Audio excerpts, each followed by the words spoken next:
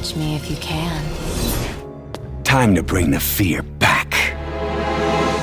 Tonight, the good old days are coming back! Stay out of my way or suffer the consequences! I thought you were a good guy! It's a little over 2 months before the release of Marvel Spider-Man 2, and the anticipation just keeps growing. I think I speak for Spider-Man fans everywhere when I say we're very excited for October 20th to get here. It can't come soon enough. Obviously, the news and reveals have taken a bit of a slowdown, and that's to be expected. They couldn't possibly keep giving us information without giving away too much when we have so long to go still. It's definitely been floating around that the next big reveal could be in September. Since then, we will be a month away. Hopefully, we hear something from Game Informer about their cover story. But until then, I've been finding different topics that I just want to discuss and provide commentary and get you guys' thoughts on. One thing that has floated around is that the pre-order bonuses are not being as well received by fans of the franchise this go around for Marvel Spider-Man 2 as compared to the first game back in 2018. The digital deluxe edition suits are pretty hit or miss. People are excited about the Venom figurine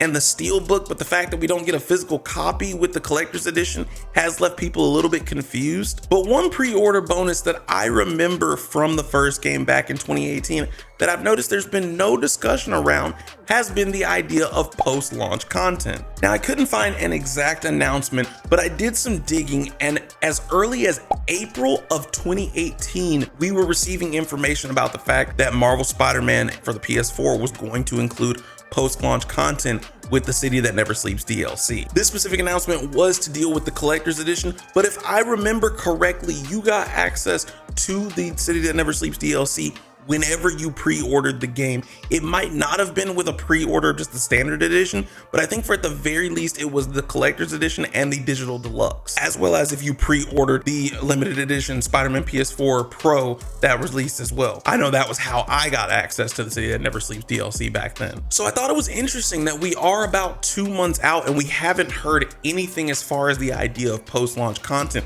Now, of course, that is not discrediting the fact that this could be a possibility.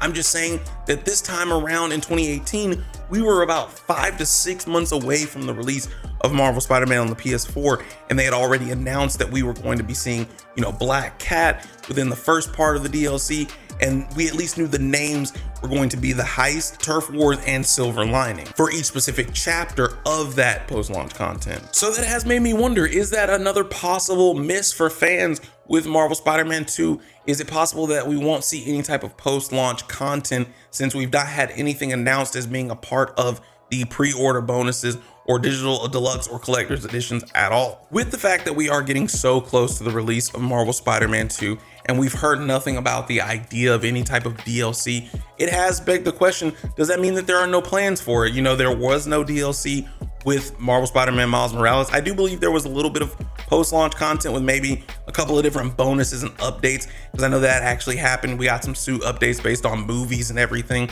with the first game, but obviously I wouldn't count that as full-on DLC where there's like an actual story to play through. And of course, it could just mean that DLC doesn't really fit this game. With the first Marvel Spider-Man game, we were able to do that DLC because it continued the story that kind of set some things up for this sequel that we are about to get with Marvel Spider-Man 2. One of those things being the relationship between Yuri and Peter, and a wedge being driven between it to inevitably have Yuri become Wraith, who we will no doubt face off in the next game. But when you have everything that's being set up for Marvel Spider-Man 2, where do you go after the events of the game? Obviously, we're set up to fight Kraven, fight Venom, and inevitably a lot of people are thinking by the end of this game we'll have a post-credit scene for Green Goblin in his own game as the main antagonist for Spider-Man. It was just something that I happened to notice that I totally found interesting. I hope that you did too, and hopefully we can have a discussion down in the comments below.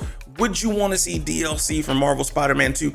And if so, what type of storylines do you think Insomniac could do? That's all I got on my thoughts, and I hope to hear from you too. Please be sure to click the card on the screen if you want to check out a video about my theories about how I believe we're all wrong about the direction for Norman Osborn in the Marvel Spider-Man franchise. But before you leave, be sure to hit the like button and subscribe to the channel for more Marvel Spider-Man 2 related videos and quality gaming content in general. I'll catch you in the next video. Peace out.